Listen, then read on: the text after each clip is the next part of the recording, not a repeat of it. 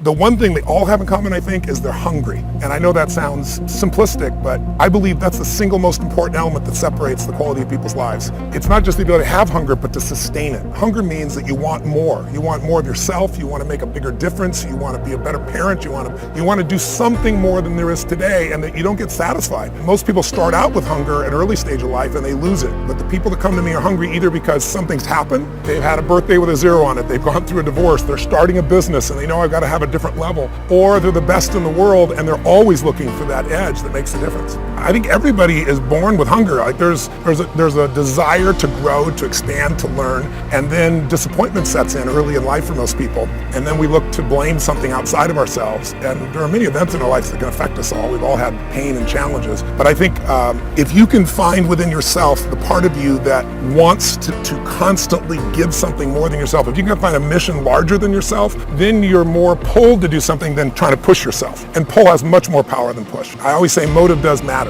That if your motive is to serve something greater, there is an energy that comes up inside of you. So I feed 2 million people a year because somebody fed my family when I was 11 years old, and now this year we're feeding 4 million. I want to do more in that area. Every business I'm in, that drive just doesn't go away. What's interesting, since 2008, you've seen most large enterprise companies have really figured out how to respond to the world economic crisis at that time by cutting, right? They figured out how to cut their costs, they grew their bottom lines, and they built up their cash. And so they've done very well. But that was 5 years ago, and it's getting hard to keep cutting.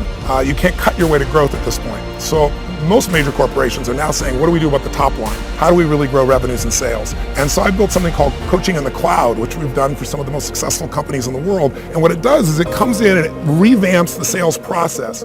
Ultimately, if you're going to have lasting change in anything, you're really talking about just raising your standards.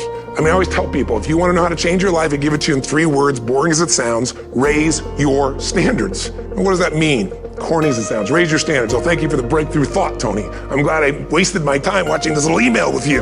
But think about it. Lasting change is different than a goal. You don't always get your goals, but you always get your standards. Maybe it would help you is to think about it this way. I try to explain standards to people with a different set of words. Think of it as everybody in life gets their musts. They don't get their shoulds. Like, think about it. Most people have a list of shoulds, don't they? Don't you have a list of the shoulds, things you should do, you should follow through on? I should lose some weight, I should work out more, I should make more calls, I should respond more rapidly to my email, whatever, I should get into the office earlier, I should be, more confident. Whatever your should list is, people love to have their should list be met, but it's kind of like New Year's resolutions. If it does, it's really exciting, but if it doesn't, which is most of the time, it's a little disappointing, but you kind of know it's not going to happen. But when you decide something is a must for you, an absolute must, when you cut off any possible, you say, I'm going to find the way, or I'm going to make the way. Human beings, when they resolve things, when they make a real resolution inside themselves, which is they raise the standard and they make it a must, they find the way. Think about it in your own life. Haven't you had some area of your life where you raised your standard and your life has never been the same? Maybe at one time in your life you smoked cigarettes, or you did something and you did it for years and you kept trying to change it, and kept telling yourself, I should. And then one day something happened. Something just clicked you over. Something took you over that kind of tipping point. And inside yourself, you said, no more. And it was a very, very different experience, wasn't it? Something inside of you shifted, and what was a should became a must, and you've never gone back.